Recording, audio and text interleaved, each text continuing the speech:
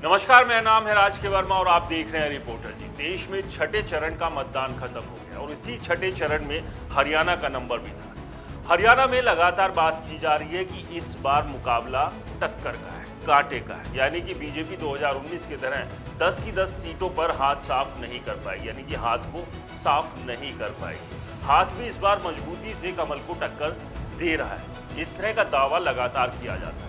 और हरियाणा की बात करें तो देश में एकदम अलग ही तरह का सिनेरियो रहता है, अलग ही तरह के मतदाता है, अलग ही तरह की सोच है। हरियाणा को आमतौर पर किसी को जिताने के लिए नहीं, बल्कि उसकी कसक और मसक निकालने के लिए खास तौर से जाना जाता है। और इस बार हरियाणा का एक बड़ा तबका बीजेपी की इसी कसक और मसक को निकालने की ताक में भी था, लेकिन वो कितना कामयाब हो पाएगा ये तो खैर 4 जून को पता लगेगा।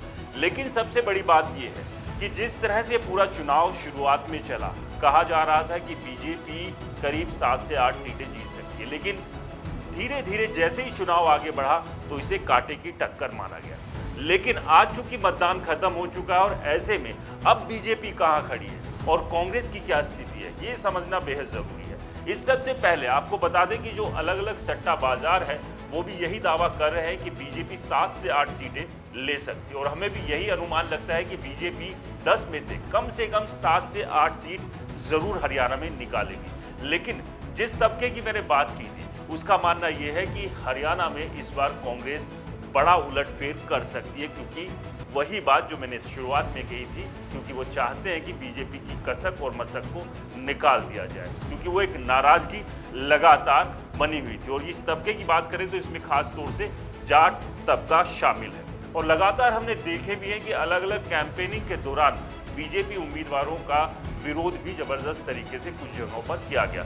लेकिन क्या इससे सही में बीजेपी को कुछ नुकसान होगा, ये अपने आप में एक बड़ा सवाल है और इस सवाल का जवाब तो खैर 4 तारीख को ही मिलेगा, यानी कि 4 जून को। लेकिन उससे पहले आपको बता दें गुरुग्राम की क्या स्थिति है। गुरुग्राम में राव इंद्रजीत सिंह जो है वो बीजेपी के उम्मीदवार है और लगातार सीट से जीतते आ रहे हैं। ऐसे में राज बब्बर जो कि एक नया चेहरा है इस लोकसभा में, कांग्रेस की तरफ से उन्हें उतारा गया था। तो क्या राज बब्बर वो टक्कर दे पाएंगे? तो बहुत सारे समीकरण यहाँ पर है। मेवात की बात करें तो मुस्लिम बाहुल्य इलाका है और हमेशा मेवात बीजेपी के खिलाफ ही वोट करता है, तो ऐसे में बड़ी बढ़त राज बब्बर को मेवात से मिल सकती है। लेकिन उस बढ़त को गुरुग्राम के बाकी विधानसभाओं में क्या राज बब्बर बना पाएंगे, कामयाब हो पाएंगे उसे बरकरार रखने में, ये अपने आप में एक बड़ा सवाल है। तो ऐसे में माना ही जा रहा है कि गुरुग्राम की सीट बीजेपी के लिए पूरी तरह से सुरक्षित है। फरीदाबाद की बात करें तो फरीदाबाद से भी कृष्णपाल गुर्जर और पिछले 2019 के चुनाव में एक प्रचंड जीत उन्हें मोदी के सहारे मिली थी। लेकिन क्या उस फासले को इस बार कृष्णपाल गुर्जर बरकरार रख पाएंगे, क्योंकि उनके सामने कांग्रेस के महेंद्र प्रताप सिंह हैं। माना ही जा रहा है कि फरीदाबाद के लोग कृष्णपाल गुर्जर से नाराज जरूर है, लेकिन मोदी और राष्ट्र हित में वोट करते हुए वो ये सीट बीजेपी को जिता सकते। महेंद्रगढ़ की बात करें तो महेंद्रगढ़ से धर्मवीर के सामने कांग्रेस के दान सिंह ने शुरुआती दौर में कड़ी टक्कर जरूर दी थी, लेकिन चुनाव जैसे जैसे आगे बढ़ा धर्मवीर सिंह लीड लेते नजर आ रहे हैं, जिस तरह से ग्राउंड रिपोर्ट बता रही है। इस सब के बीच किरण चौधरी और श्रुति की नाराजगी भी खुलकर दिखाई दे रही है और उन्होंने जिस तरह से शुरुआत से ही विरोध भी करना शुरू किया था और बीच आते आते उन्होंने यहाँ तक कहना शुरू कर दिया कि हरियाणा के जो नेता है, आला कमान है या स्टेट लेवल पर उन्हें जरा भी तवज्जो नहीं दी जा रही है। भिवानी महेंद्रगढ़ लोकसभा में जितने भी कार्यक्रम हैं उन्हें बताया भी नहीं जाता। तो ऐसे में यहाँ पर भी मुश्किलें कांग्रेस के लिए बन सकती है। तो इन तीनों सीटों पर कहीं ना कहीं जो ग्राउंड रिपोर्ट कहती है बीजेपी मजबूत दिखाई दे रही है। लेकिन चलिए इस सब के बीच बात करते हैं कि कांग्रेस के लिए वो कौन कौन सी सीटें जहां वो बीजेपी को टक्कर देती नजर आ रही है। जानकारों के मुताबिक इसमें सबसे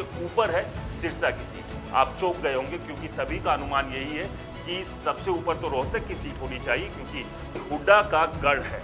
लेकिन आपको याद होगा कि 2019 में हुड्डा का गढ़ सोनीपत और रोहतक दोनों जगह ढह गया था और ऐसे में आसान नहीं है रोहतक भी कांग्रेस के लिए निकालना। यहाँ पर भी बीजेपी ने जबरदस्त टक्कर दी हुई है। माना ही जा रहा है कि अगर यहाँ पर बीजेपी जीत दर्ज करती है तो जीत का फासला बहुत ज्यादा नहीं होगा, जिस तरह से पिछले चुनाव में भी देखा गया था, लेकिन जीत दर्ज बीजेपी कर सकती है। इस सब के बीच सिरसा की एक बार फिर से बात करते हैं। सिरसा में कुमारी शैलजा के सामने बीजेपी के अशोक तंवर हैं, वही अशोक तंवर जो अभी हाल में आम आदमी पार्टी के साथ थे और इससे पहले कांग्रेस के साथ उन्होंने एक लंबा सफर तय किया था।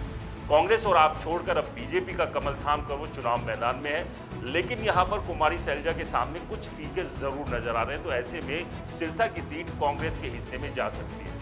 सिरसा के बगल में ही है हिसार। हिसार में जयप्रकाश उर्फ जेपी कांग्रेस के उम्मीदवार हैं। उनके सामने रंजीत सिंह चौटाला है। जेजेपी और आईएनएलडी से देवरानी और जेठानी आमने सामने। ये भी एक अद्भुत समीकरण यहाँ पर बने हुए हैं। दो बहुएं और उनके सामने उनके ससुर हैं। तो ऐसे में बड़ा ही रोचक और दिलचस्प चुनाव हिसार का भी रहा है। लेकिन यहाँ पर जिस तरह से शुरुआत में जयप्रकाश ने लीड ली थी, अब माना यह जा रहा है कि रंजीत चौटाला उस लीड को तोड़ चुके हैं और एक ठीक ठाक बढ़त के साथ यहाँ पर बीजेपी जीत दर्ज कर सकती है।